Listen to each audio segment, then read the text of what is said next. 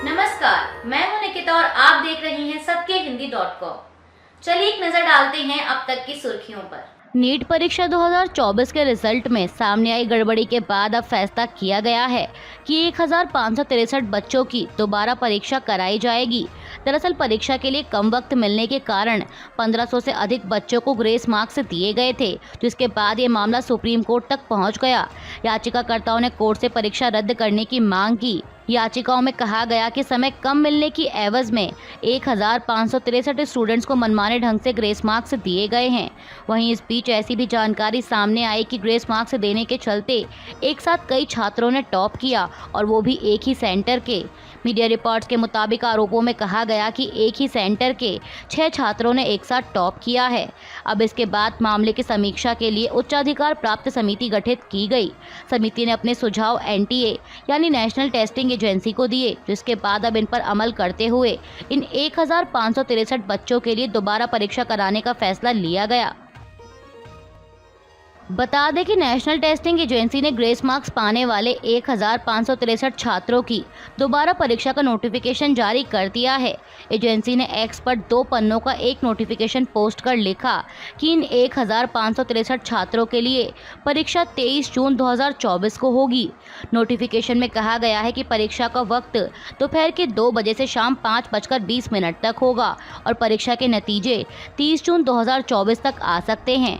Notification में ये भी स्पष्ट किया गया है कि ये परीक्षा केवल उन बच्चों के लिए है जिन्हें ग्रेस मार्क्स दिए गए हैं। इन 1563 छात्रों को 4 जून 2024 को जो स्कोर कार्ड जारी किया गया था उसे खारिज मानकर वापस लिया जाता है।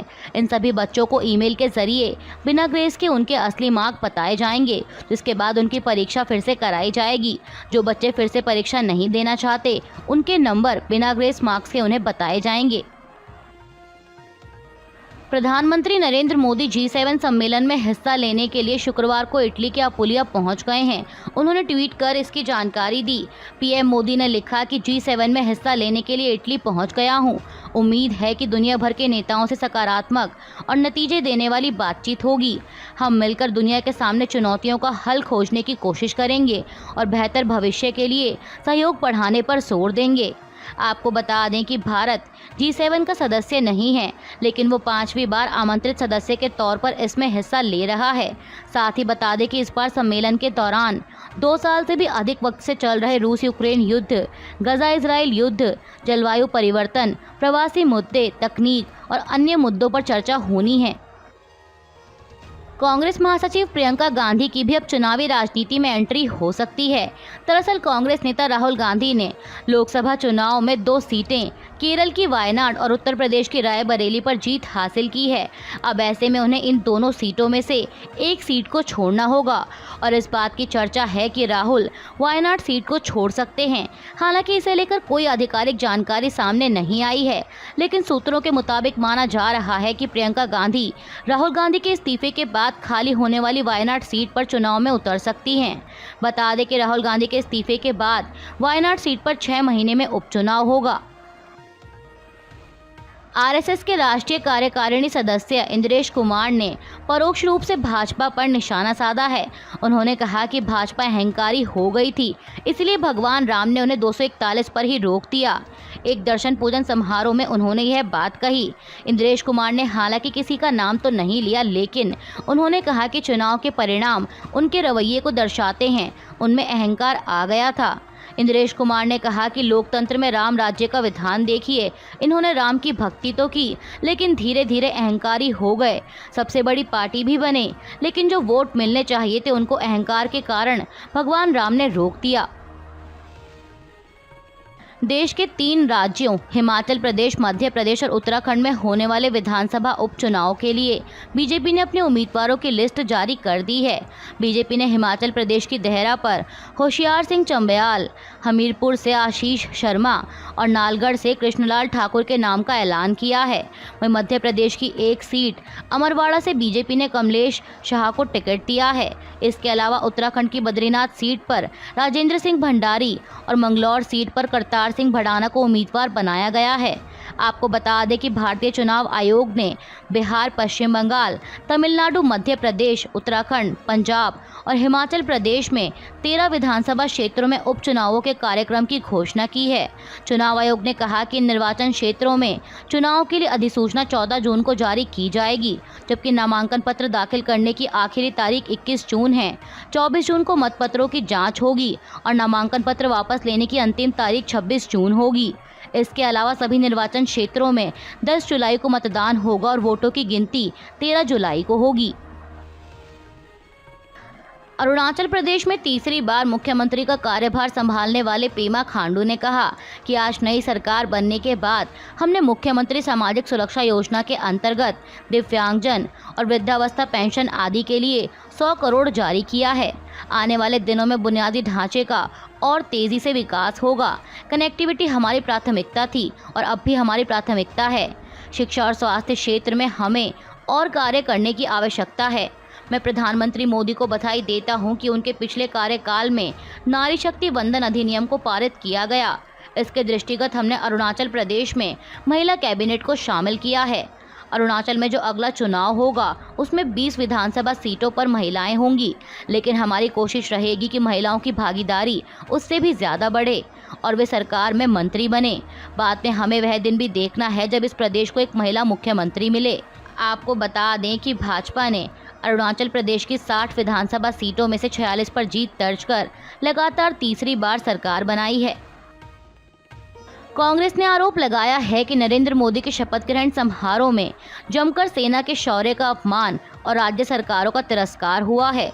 कांग्रेस प्रवक्ता सुप्रिया श्रीनेत ने एक्स पर एक तस्वीर शेयर करते हुए लिखा कि गौतम अडानी, उनकी पत्नी प्रीति, मुकेश अंबानी, उनके बेटे आनंद, अभिनेता शाहरुख खान और अक्षय कुमार दूसरी लाइन में, नागालैंड, त्रिपुरा, सिक्किम, गोवा के मुख्यमंत्री तीसरी लाइन में और सेना अध्यक्ष व सीडीएस 5वीं लाइन में हैं।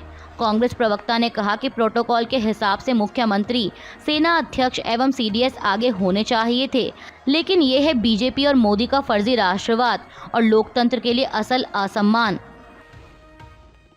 कांग्रेस सांसद दीपेंद्र सिंह हुड्डा ने भी कहा कि प्रधानमंत्री और केंद्रीय मंत्रिमंडल के शपथ ग्रहण समारोह में प्रोटोकॉल को तार-तार करने का काम किया गया है। सीडीएस और तीनों सेनाओं के अध्यक्षों को बहुत पीछे बैठाया गया और उनसे आगे बहुत से उद्योगपतियों और अभिनेताओं को बैठने का काम सरकार के माध्यम से किया गया है। कांग्रेस नेता ने कहा कि ये दुर्भाग्य है और हम इसकी निंदा करते हैं। इसके लिए कौन लोग जिम्मेदार हैं? क्या देश की फौज का यही सम्मान है? सरकार को इस पर जवाब देना चाहिए। ये जय जवान जय किसान का देश है, इसको हम जय धनवान का देश नहीं बनने देंगे। केंद्रीय शिक्षा मंत्री धर्मेंद्र प्रधान ने ट्वीट कर कहा है कि नीट परीक्षा से जुड़े किसी घोटाले, भ्रष्टाचार या पेपर लीक का कोई ठोस सबूत सामने नहीं आया है। छात्रों के भविष्य पर राजनीति करना कांग्रेस की पुरानी आदत है। कांग्रेस को इस पर राजनीति करने की बजाय भारत के विकास में योगदान देना चाहिए। दरअसल आपको बता दें कि इससे पहले कांग्रेस अध्यक्ष मल्लिकार्जुन खड़गे ने कहा था कि नीट परीक्षा में केवल ग्रेस मार्क्स की समस्या नहीं थी, बल्कि धांधली हुई है, पेपर लीक हुए हैं, भ्रष्टाचार हुआ है। नीट परीक्षा में बैठे 24 लाख छात्र छात्राओं का भविष्य मोदी सरकार के कारनामों से दांव पर लग गया है। मोदी सरकार एनटीए के कंधों पर अपनी कारगुजारियों का दारोमदार रखकर अपनी जवाबदेही से पीछा नहीं छुड़ा सकती। इस पूरे नीट घोटाले में कांग्रेस पार्टी सुप्रीम कोर्ट की निगरानी में एक निष्पक्ष जांच की मांग करती है। कांग्रेस प्रवक्ता सुप्रिया श्रीनेत ने एक्स पर एक न्यूज़पेपर का आर्टिकल शेयर किया है, जिसकी हेडलाइन है कि चीन से थोक दवा को आयात पड़ रहा है। अब इसे लेकर मोदी सरकार को घेरते हुए उन्होंने कहा कि 2020 में दवाई बनाने के लिए भारत चीन से लगभग 60% बल्क ड्रग्स आयात करता था और अब यह बढ़कर 76% हो गया है।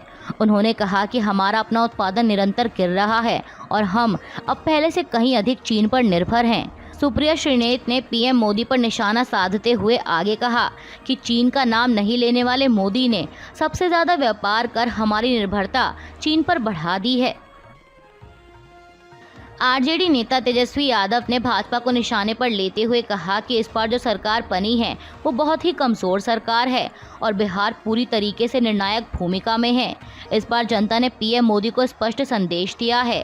बीजेपी जो 400 पार की बात करती थी वह खुद 240 पर आकर सिमट गई। ये जनता का एक इशारा है कि आप तानाशाही खत्म करें। तेजस्वी ने कहा कि इस बार विपक्ष मजबूत है। अगर इंडिया गठबंधन की बात की जाए तो करीब 237 सीटें जीती हैं, लगभग बीजेपी के मुकाबले है और बीजेपी इस बार बैसाखी पर है। अमरावती लोकसभा सीट से बीजेपी के टिकट पर चुनाव लड़ने वाले नवनीत राणा को हार का सामना करना पड़ा है। इस बीच भाजपा नेता ने मीडिया से बात करते हुए कहा कि मुझे लगता है कि हम जैसे जितने भी उम्मीदवार थे और मैं हार कर भी तब जीत गई जब प्रधानमंत्री मोदी ने प्रधानमंत्री पद की शपथ ली। नवनीत ने कहा कि बस यही दुख रहेगा कि 2019 में मुझे अमरावती की जनता ने निर्दलीय उम्मीदवार के रूप में जिताया था, लेकिन 2024 में मैंने ऐसा क्या किया जो मेरी अमरावती की जनता ने मुझे यहाँ हराया। प्रधानमंत्री नरेंद्र मोदी के पीएम का पदभार संभालने के बाद अजीत डोभाल को एक बार फिर राष्ट्रीय सुरक्षा सलाहकार नियुक्त किया गया है। कैबिनेट की नियुक्ति समिति के आदेश के अनुसार 10 जून 2024 से अजीत डोभाल देश के नए राष्ट्रीय सुरक्षा सलाहकार हैं। उनकी नियुक्ति प्रधानमंत्री के कार्यकाल के खत्म होने तक या फिर अगले आदेश तक रहेगी। आदेश के अनुसार अजीत डोभाल को कैबिनेट मंत्री का दर्जा प्राप्त होगा। अभी के लिए बस इतना ही। बाकी की खबरों के लिए जुड़े रहिए सत्यहिंदी.com के साथ।